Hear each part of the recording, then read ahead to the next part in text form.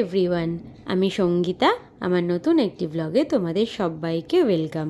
আশা করছি তোমরা সবাই খুব ভালো আছো, আমরাও খুব ভালো আছি। আজকের ব্লগটা যার জন্য খুবই স্পেশাল, তাকেই সাথে নিয়ে বসলাম ব্লগটা শুরু করব বলে। আজ কিট্টুর জীবনে খুব বিশেষ একটা দিন। আজও প্রথম খাবে প্রসাদ, তাই আমরা এখন ওকে নিয়ে যাব কালীঘাটে। ওখানে মায়ের দর্শন করে মায়ের পুজো দিয়ে তারপর ওকে প্রসাদ খাওয়ানো হবে। তোমরা ভিডিওটা স্কিপ না করে দেখো, আশা করছি ভালো লাগবে। তো এখন আমরা বেরিয়ে গেছি, আর যাওয়ার আগে কিট্টু ওর দাদুর সাথে খেলা করছে। যেহেতু সামনেই পুজো, তাই বাবার এখন কাজের চাপ একটু বেশি, সেই কারণে বাবা আমাদের সাথে যেতে পারছে না। তবে প্রতি মুহূর্তে ফোন করে নিজের অনুপস্থিতি একদমই বুঝতে দেয় না। এই যেমন অটো স্ট্যান্ডে আমাদের দাঁড়ানো দেখেই বাবাও এসে দাঁড়িয়ে গেছে, আর কিট্টুকে রাধা গোবিন্দের দর্শন করিয়ে ওর সাথে খেলা করে ওর মন ভুলিয়ে রাখছে। কিট্টু বরাবরই বাবার সাথে খেলা করতে খুব ভালোবাসে। কাছে দাদু হলো ওর এনার্জি বুস্টার।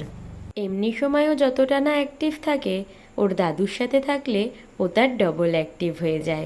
এদিকে দিদিও আজকে একটা হলুদ শাড়ি পরে খুব সুন্দরভাবে রেডি হয়ে গেছে। অটোর জন্য দীর্ঘক্ষণ অপেক্ষার পরও একটাও অটো না পেয়ে শেষ পর্যন্ত একটা গাড়িতে করে চারজন যাচ্ছি এবার মেট্রো স্টেশনের দিকে। যেই রাস্তা দিয়ে যাচ্ছি সেই রাস্তায় যেতে যেতে পড়বে বাবার এই বছরের তৈরি করা একটা দুর্গাপুজোর প্যান্ডেল।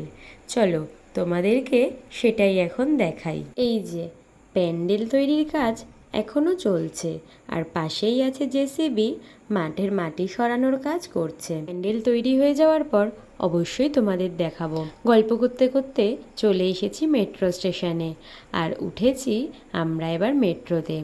যেহেতু মেট্রোতে খুব এসি চলছে, তাই কিট্টুর মাথায় এই রুমালটা দেওয়া হয়েছে। মেট্রোতে যে কিট্টুর দিকে তাকিয়ে হাসছে, কিট্টুও তার দিকে তাকিয়ে একগাল হাসি দিয়ে তাদের মন ভুলিয়ে দিচ্ছে। ব্যাস চলে এসেছি আমরা কালীঘাট মেট্রো স্টেশনে। আর এই মেট্রো স্টেশনের বাইরেই অপেক্ষা করছে আমাদের জন্য মাসি আর মিমিদি। আজকে ওরাও আমাদের সাথে যাবে কালীঘাটে পুজো দিতে। আমি প্রথমেই এসে কিট্টুকে দিয়ে দিলাম ওর বড় মামের কাছে। এবার আমরা সবাই মিলে যাব মন্দিরের দিকে। আমাদের বাড়ি বা দিদির শ্বশুর বাড়ি, আমাদের কারোর বাড়িতেই অন্নপ্রাশনের কোনো নিয়ম নেই, তাই এভাবেই আমাদেরও কালীঘাট মন্দিরে নিয়ে গিয়ে পুজো দিয়ে মায়ের প্রসাদ খেয়েই মুখে প্রসাদের অনুষ্ঠান করা হয়েছিল। ছোটবেলায়ও এর অন্যথা হয়নি। ব্যাস চলে এসেছি আমরা মন্দিরের সামনে। আর এই দোকানটার সাথে তো তোমরা কম বেশি অনেকেই পরিচিত, আগে অনেক ব্লগেই দেখিয়েছি। আমি যখনই কালীঘাটে আসি এই দোকানেই আসি। এখান থেকে পুজোর সামগ্রী নিয়ে নিয়েছি, তবে মন্দিরে ঢোকার আগে দিদি কিট্টুকে খাইয়ে নিচ্ছে। সেই বাড়ি থেকে বেরানোর সময় ওকে খাওয়ানো হয়েছিল। পুজো দিতে গিয়ে যাতে ওর খিদে না পেয়ে যায়, তাই এখন একটু খাইয়ে নেওয়া হলো। এবার মিমিদি আর মা কিট্টুকে নিয়ে যাচ্ছে ভিতরে।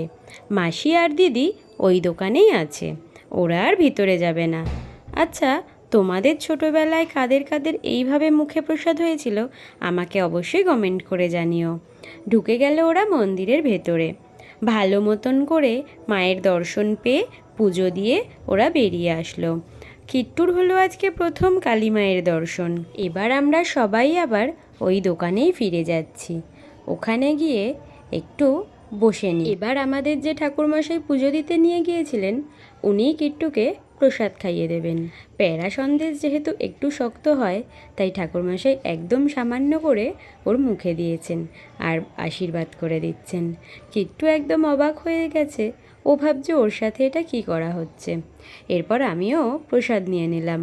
প্রসাদ আর জল খেয়ে ঠাকুরমশাইয়ের দক্ষিণা দিয়ে এবার আমরা সবাই বেরিয়ে পড়লাম।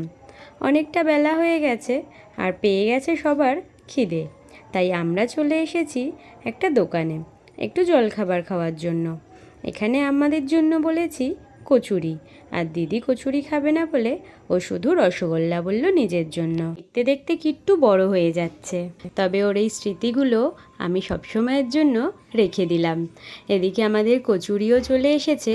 মা, মাসি আর মিমিদি খাওয়া শুরুও করে দিয়েছে। আমিও খেয়ে নিই এরপর কিট্টুকে আবার একটুখানি খাইয়ে নেওয়া হলো, যাতে বাড়ি যাওয়ার মধ্যে ওর আর খিদা না পেয়ে যায়। তাহলে আজকের ব্লগটা এখানেই শেষ করছি। ভালো লাগলে লাইক আর কমেন্ট করে দিও, আর সাবস্ক্রাইব করতে ভুলো না কিন্তু।